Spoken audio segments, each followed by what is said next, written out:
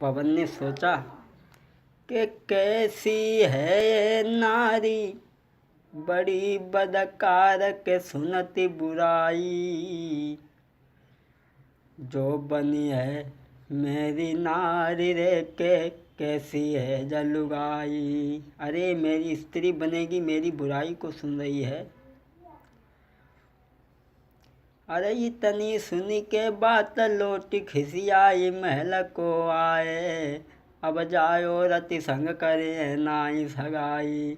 अब जायो रति संग करे नाई सगाई। सोचने लगी अगर इसे पवन ना अच्छो लगे थे तो अपने बाप महतारी से नाई कर देती, बुराई कानों से सुन रही।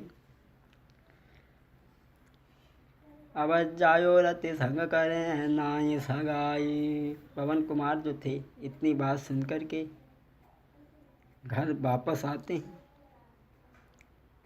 और जब शादी के लिए कहा है तो पवन ने साफ इनकार कर दिया कि मैं शादी नहीं करूँगा।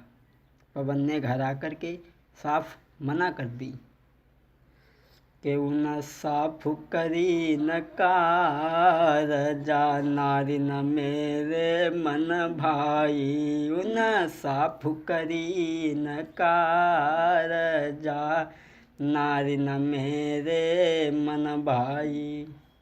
साफ मना कर दी। अरे विद्याधर ने बहु समझायो, विद्याधर ने बहु समझायो। काय को मेरो मान घटाओ, तुम ले भमरियाँ डाली। ये नारी न मेरे मन भाई।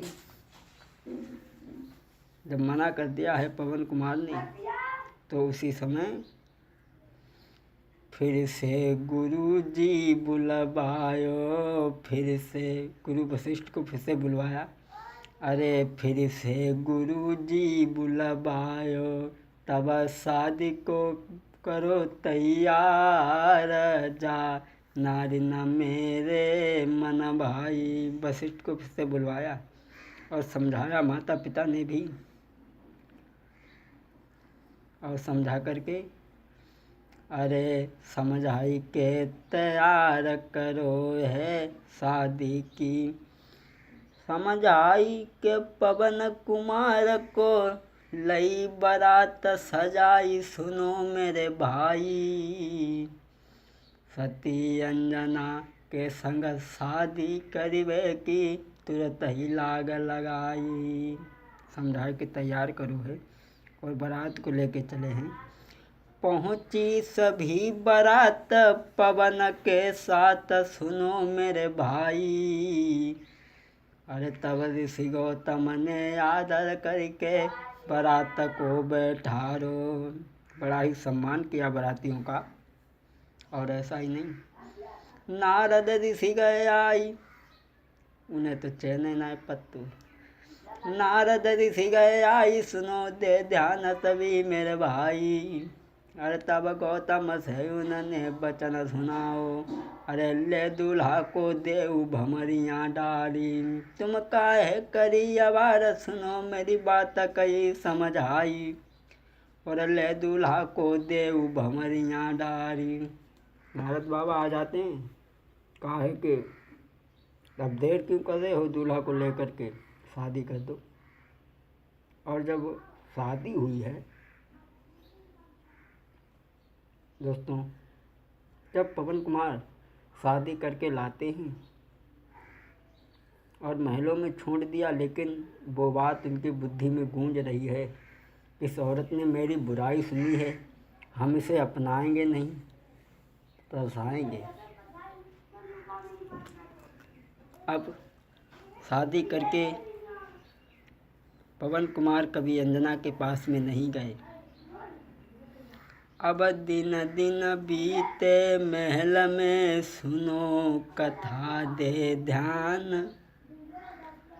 पवन कुमार ने नाही निहारी अंजना सुकुमारी। धीरे धीरे समय जब व्यतीत होने लगा तो पवन कुमार ने अंजना को नहीं देखा। मुड़ करके अंजना बड़े ही दुखी है, दिल में अति दुखी है अंजना सुकुमारी, पति अपने की गलती पे दियो कभी ना ध्यान। बड़े ही दुखी है और सोच रही है,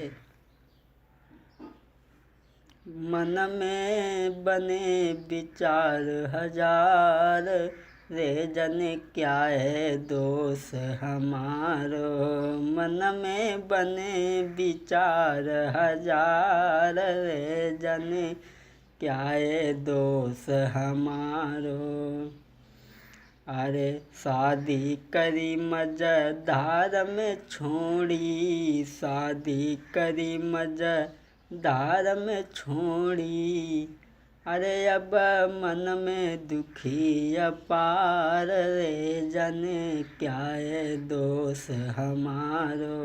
अंजना बड़ी ही दुखी है और पवन कुमार ने उनकी तरफ बिल्कुल नहीं देखा, उनकी तरफ ध्यान जब नहीं दिया तो अंजना, अरे कैसे करूं कहाँ को जाऊं, किनको मन की बिथा सुनाऊं, अरे अब दिल में धरे न धीर, जाने क्या है दोष हमारो। मन में बने विचार हजार, रे जाने क्या है दोष हमारो। अंजना इधर में बड़ी दुखी हैं, लेकिन पवन कुमार ने उनके तरफ मुड़कर के दोबारा नहीं देखा जिस दिन से शादी करके लाए हैं। राजा, अरे दिन दिन वो विपरीत चले, दो नारी पे न ध्यान, इत में अंजना मन में दुखी अपार। जब ध्यान नहीं दिया है, धीरे धीरे समय व्यतीत होने लगा। अरे उन नाई नारी निहारी, अरे उन नाई नारी रे निहारी, और इत मन में दुखी है अंजना। उन्होंने कहने का मतलब है कि उन्होंने अंजना की तरफ कोई ध्यान नहीं दिया। समय बीतने लगा, दिन दिन जुड़ी महीना बनो, महीना जुड़ी बहुत साल, पर नारी अंजना को उन्होंने करो न बिल्कुल ख्याल। जब उन्होंने ध्यान नहीं दिया है तो इधर समय व्यतीत होता रहा और माता पिता ने भी समझाया और गुरु वशिष्ठ ने भी समझाया। सबने समझाने के बाद में भी उन्होंने कोई बात को नहीं माना है और समय व्यतीत होता चला गया। इधर एक दिन, अरे लड़िबे की नंबर आओ, एक दिन अरे लड़िबे को नंबर आयो, तब भूप ने सेना सजाई, अरे बांधी हथियार चलो बलकारी। इधर एक बार राक्षसों से लड़ने का नंबर आया तो पवन कुमार ने सेना को सजाया और सजा करके चले हैं। अरे बांधी हथियार के भूप चलो है, नारी अंजना घरे बिसराई, बांधी हथियार चलो ये भूप अंजना घरे बिल खाई। इतना रोबत चीखत नारी भूप ने घर में छोड़ी, वे बांध चले हथियार, अब लड़वे को भूप अब धाओ है। इधर राजा लड़ने के लिए चले हैं, राक्षसों से युद्ध करने का नंबर आ गया। अपनी पत्नी अंजना को छोड़ करके चले हैं और जब चले हैं तो एक नदी के किनारे पहुंच जाते हैं तो वहाँ रात हो गई। तो ये कहा है कि यहाँ तो अब रात हो गई, अब रात भर यहीं रुकेंगे, सुबह चलेंगे आगे जंग जोड़ने के लिए। रुक गए हैं तो अपने मंत्री के द्वारा लगे हुए शिविर में लेटे हुए हैं। बहुत समय तक नींद नहीं आई, सोचते रहे। तब तक राजा ने क्या देखा, पवन ने तालाब में चकई चकबा बोल तू पाओ है और सुनी।